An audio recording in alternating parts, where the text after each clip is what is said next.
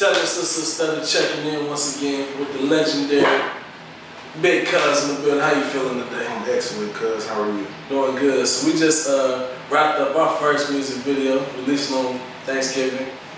What was that process like, our first video? It was definitely fulfilling, like to see you doing what you told me you was gonna do when I met you when you was a little kid. Yeah. is really cool. You know, to get an opportunity to be a part of your growth and your journey and your vision has blessed me. So I'm glad. That's what's up. That's what's up. So take me back to the younger days. When did you first start playing football? I started playing football when I was 5. But, of course, you know, I was bigger than all the 5-year-olds, so I never got a chance to play with kids my age. And so I literally stopped playing Little League football when I was 9. I only played like 3 years. Because after that, like, I was over 150. Yeah. So it was dead. I feel that. So when was your first, like, solo in, like, a church choir? My first solo at church, I was 4 or 5. I went to a Christian preschool, which was, you know, a block away from my grandmother's house. And, you know, they encouraged us to be creative, and I guess those, Mrs. Copeland and Ms. Wilson, I still remember them to this day. They, you know, had all us singing, and I guess my voice stood out. And so after that, you know, she told my mom I could sing, and I started singing at church, and it's been kind of on ever since. I've been doing solos like for real since I was like 5. So. Man, take me to the first studio session that you remember. Very first studio session I remember, I was in a group called Not Totally Talented. We didn't go to the studios. I was in a lot of groups growing up. So my very first group was a group called Totally Talented, and that was a group of kids from my church. And we all, you know, started the group. But I don't think we went to the studio. I went to the studio for the first time in middle school. Cause one of my homies, Roderick, he was like a studio nerd. Like so his parents like bought him all the equipment and stuff. And we started a group called the Fellas. Yes, and I think we recorded something at this dude Cameron's house in the basement. That was like my very first time on a studio microphone. I had to be like 11, maybe 12. So take me to describe high school football Alabama. So like I remember growing up watching two-a-days on MTV. It's extremely intense, man. Like, people here are really serious about their football. You know what I mean? And we have several successful college football programs here in the state. So you know. People are just, you know, and the legend of Bear Bryant is a lingering legend. Like he's one of the greatest coaches of all time. And, you know, so people are just really serious about football here. So I remember, you know, my first practice in football was really tough as a freshman in high school because my brother had just graduated and people were expecting me to be. You live up to his height. Right, because, you know, he was a 3-year starter and, he was just really good at football. And I was, you know, at this particular point in my life, more concerned about baseball than football. They were really tough on me, especially the seniors that were like right behind him. But it was cool, man. Like I appreciate it because it made me tough. It made me. I do attribute my years playing football to my work ethic in music. Like it translated very well, and you know I'm able to kind of zero in on things I want to do. So speak on your brother's steps, like getting to just kind of follow that steps from football, and just like manhood lessons he taught you, and even the funniest story that I recall interview is like you knocking him out over a sandwich. Yeah. So, my brother and I were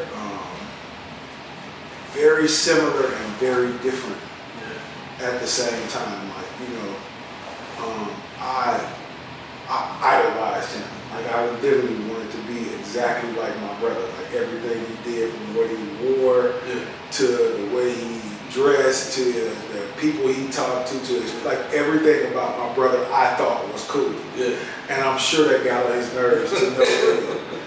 But you know, like now just thinking back on it, you know, my brother was an amazing father, an amazing friend, and an amazing family member. Like anybody that needed him, he was always there. So I hope that, you know,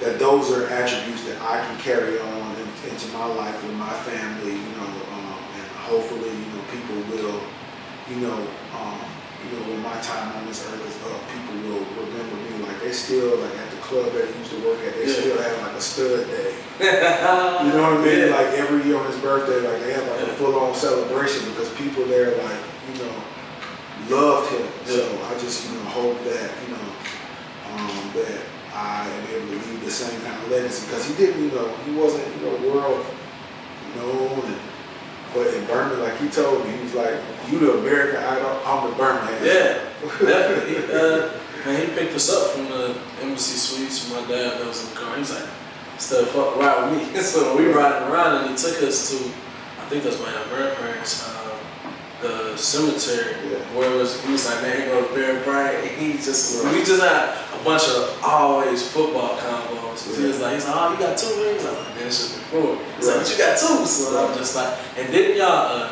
wear the same jersey number in high school? We did.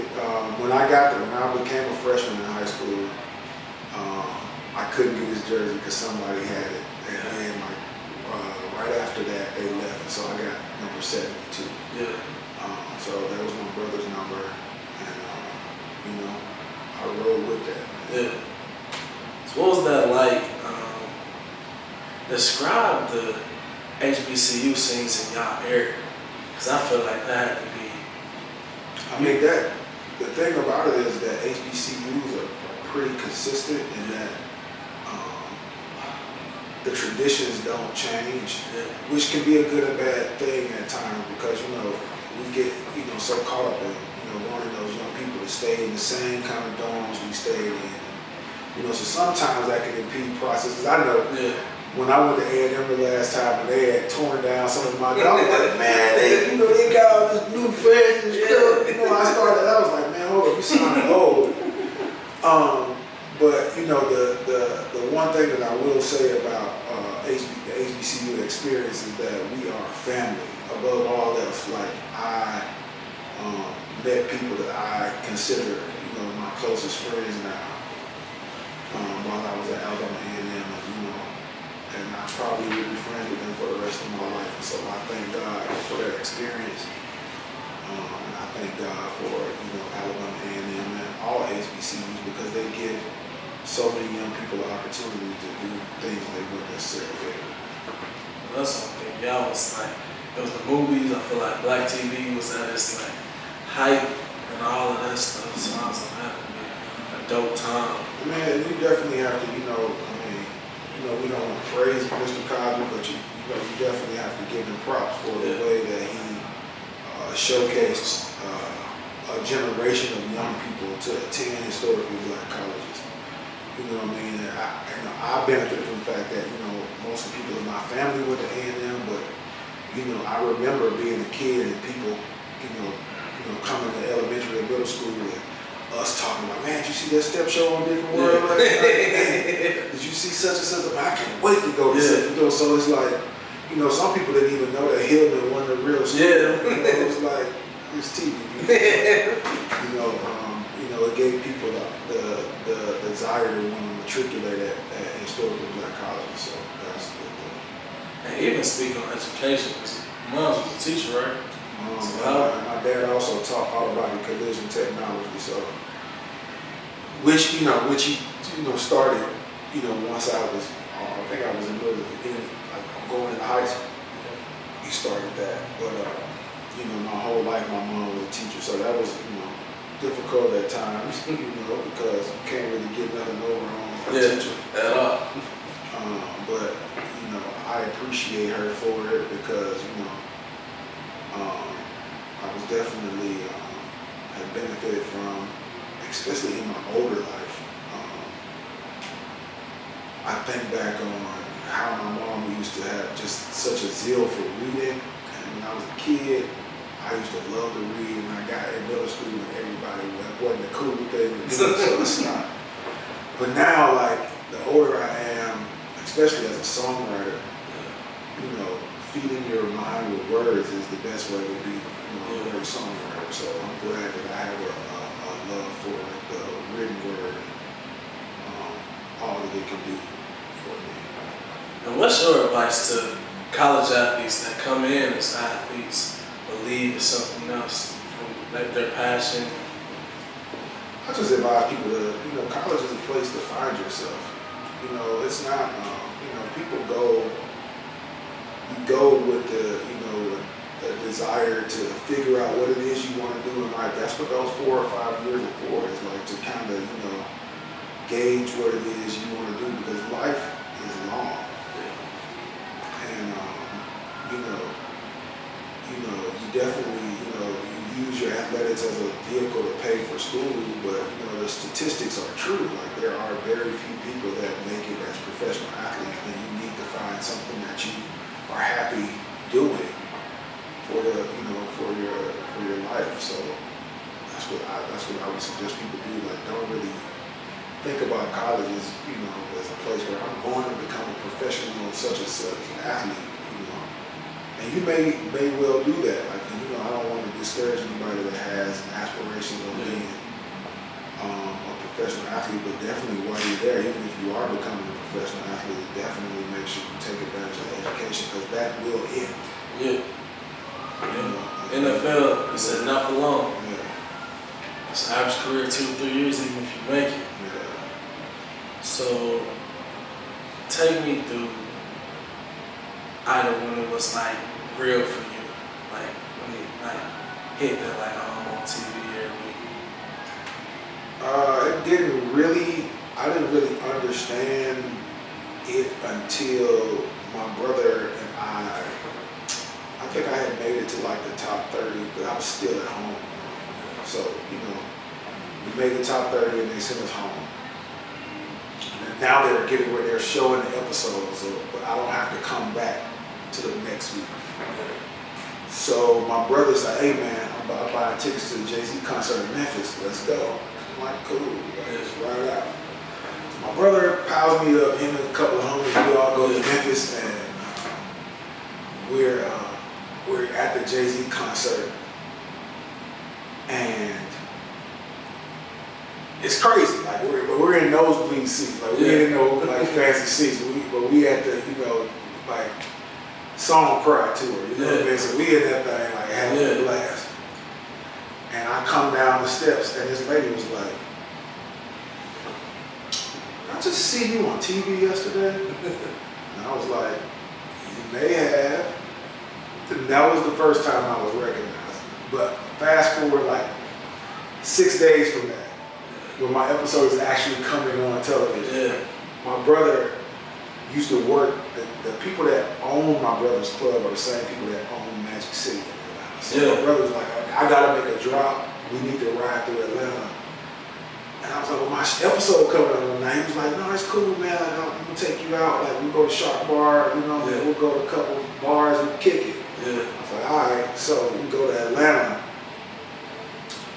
and we at the Shark Bar, and my episode comes on. We're eating like at Shark Bar, watching myself on TV. So I'm like, man, this is crazy that people are actually in here watching the show.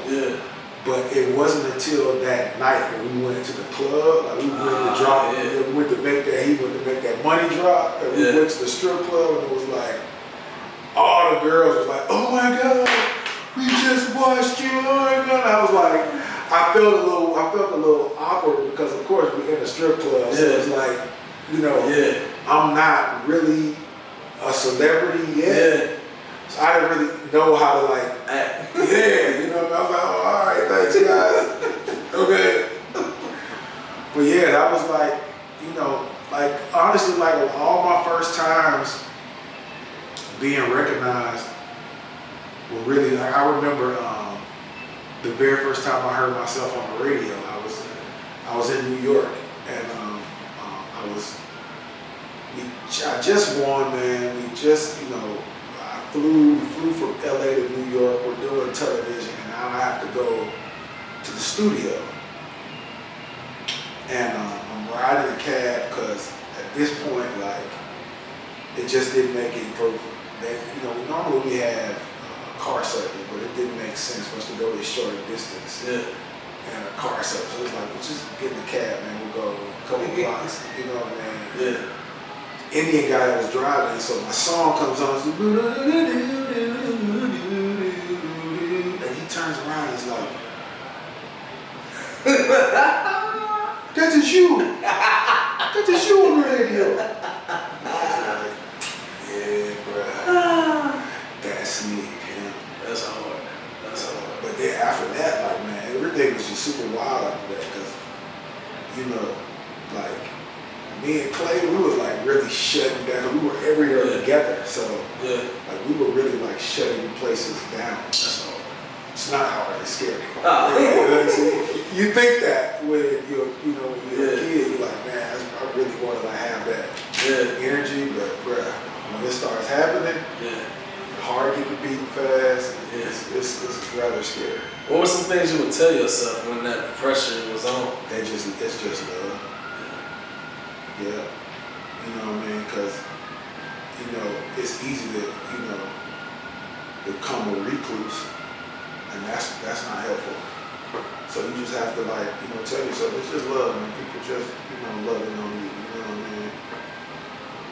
And what did it mean, man, to rep 205 Birmingham every time? Man, like, I had to do it because, first of all, like, I never really even thought this far in the process, but my whole life, like, going places, like, I would tell people where I'm from, and people like, Birmingham.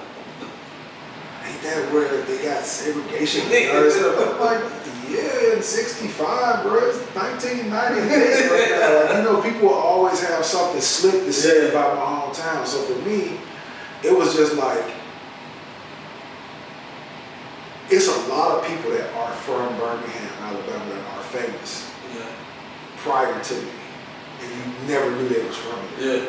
Because they was never really shouting out the city. And my thing was, like, if I'm gonna win with my city on my back. On the back? So it's hard. I just wanted everybody to know, like, and for me, it's also like, I wanted kids to see, like, it don't really matter where you come from. Because we don't have a real music scene here per se, as like, like being a recording artist. And so I have a lot of friends now, like, one of my friends, Sebastian Cole, is a, huge songwriter. My friend Alvin Garrett has written a lot of big songs. My boy John Jackson is signed to Jimmy Jam and Terry Lewis, and we're all from here. My boy Snipe is a big time producer. We're all from Birmingham, but now it's not like, it doesn't seem passe for us to be like, we from here. And I think that for me was the blessing of having that show. What was it like, man? Did you watch Parenthood growing up? Because I'm thinking, so I'm going to the SAR in 2004. I'm thinking of Zari. Oh yeah, Zari. So I'm like, what was it like? Because this generation would know her from. I was thinking about, because it's a Parenthood show now. Oh, really? Yeah, man. When they told me she was gonna be in the video, I was geeked.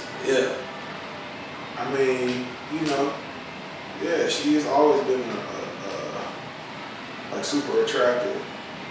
This generation kind of know her from the T.I. Whatever You Like video, but I'm like, before T.I. told her, "Hot wings, do you have any?" She was in the Unfold video. Man.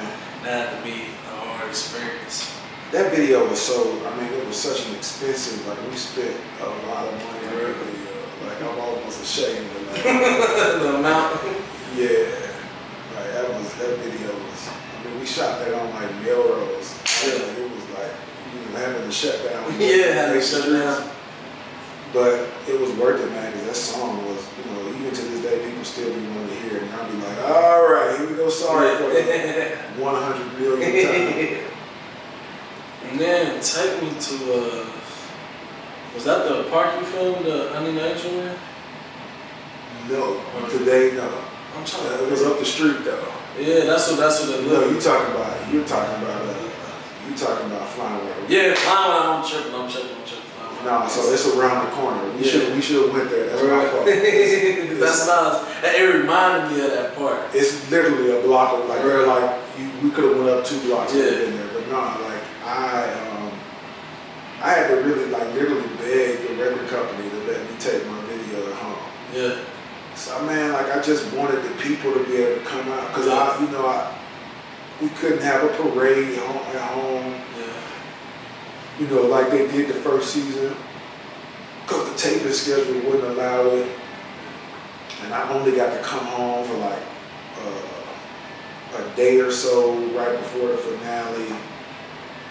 And when I said, man, we gotta do Flying Wild Wings at the crib. So, and I think the difficult thing was at the time was that, you know, Birmingham didn't have as many media companies as they do now then. So it was a huge undertaking because everything had to be shipped from Atlanta.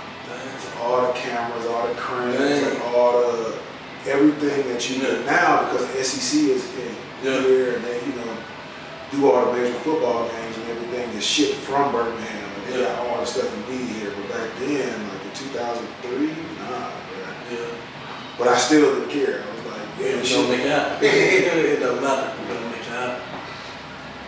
And then, so take me through even like the movies, the TV shows, like me and that Scooby-Doo, everything. The only thing I remember about Scooby-Doo, first of all, was my brother being in my trailer and taking his shoes off and his feet was still. I was so mad at him.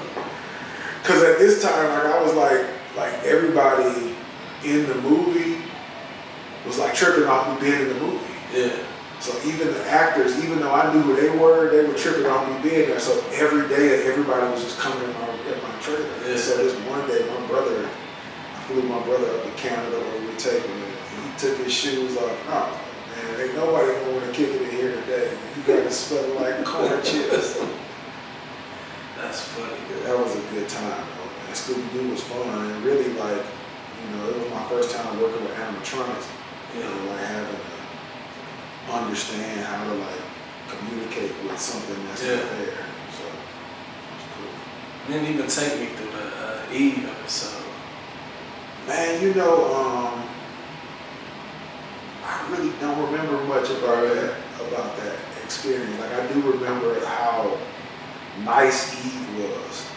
Really the whole cast, like everybody on that show, I do remember how nice they were, but I also remember I lost a really expensive piece of jewelry in the hotel. That's what I remember about the show. That's what made me altogether stop buying like expensive jewelry, because I lost like, thank God for insurance. Yeah. It was crushing. So even to think of that, so you went from kind of nosebleed at a Jay-Z concert to handing him an award, a BET award. What's that, kind of like that transition feel like? It was, everything was happening so fast, I never really got a chance to even think about that. And that is really wild. Like I went to, and that year before Idol, I went to a lot of concerts. Yeah. Like I remember going to the premiere of Drumline because all my frat brothers were in the movie. Yeah. So I remember going over there and like I actually met Tamara Gray. Tamara was on the first season, and I was like, yeah, you know, I just auditioned for American Idol. I made it to Hollywood. And she was like, yeah, man, you got a long way to go. But she was right. Like, it wasn't mean, like she wasn't like throwing no shade. It was like, you just auditioned and you just made it to Hollywood. Yeah, you have no idea.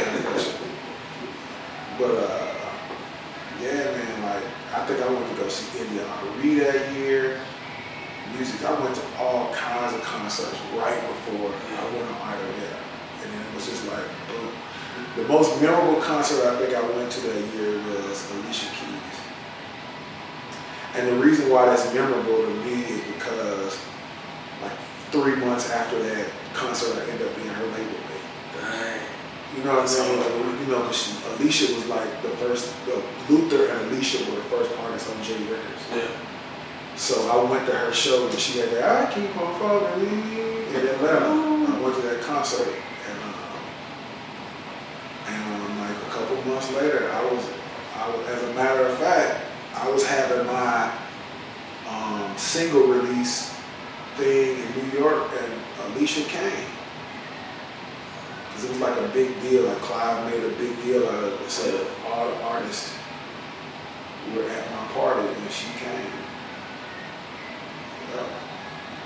You got a favorite city to perform in? Oh man. Philly. Cheesesteaks or just the crowd? Just like they are like really enthusiastic about their music in Philadelphia. I like Atlanta for like the vibe. It's always like people are always really all the time. But man, like the best shows I've had have not been in like bigger cities, like especially we're doing this Ruben Sings Luca tour. The secondary and third markets are the markets that are the ones that generally like, because it's more intimate. No, they be in big theaters, like 5,000 seats, but I mean, they pack it in there. Yeah, that makes sense. You know what I mean? And, you go to Atlanta, they're so used to having stuff. You might have like 5 people in your meeting group, and then you ride out, you do a show in Macon, which is like an hour and a half away. Yeah. And your meeting group is like 4 hours. Because people, small town, they appreciate it more. I'm just sitting there thinking of stuff to ask me. I don't want to let it go. I don't know why. I don't have anything else to ask. I drove so long. I want to make sure. Take me through being in that Dance with My Father video to doing that tribute to him, what he means to you. To be perfectly honest, Luther was my mom's favorite artist. And I didn't appreciate Luther until I got to be about 12 or 13. And that was just because people started paying me to sing these songs. And that's when I really kind of like got into his music. But, for the most part of my life, that was my mom's guy. And it's so funny that, my manager is who my manager is because my manager was Luther's road manager. And, like right when I won American Idol, hired him to like take care of us on the road. So, but I know that Luther and I have always had like a kind of connection because people see a lot of me or see a lot of him in me. And it's partly because both of us are balladeers, you know what I mean? But it's been an amazing journey getting opportunities to present his music to the world. Because to me, I kind of approached it more so like doing a Broadway musical than doing a concert.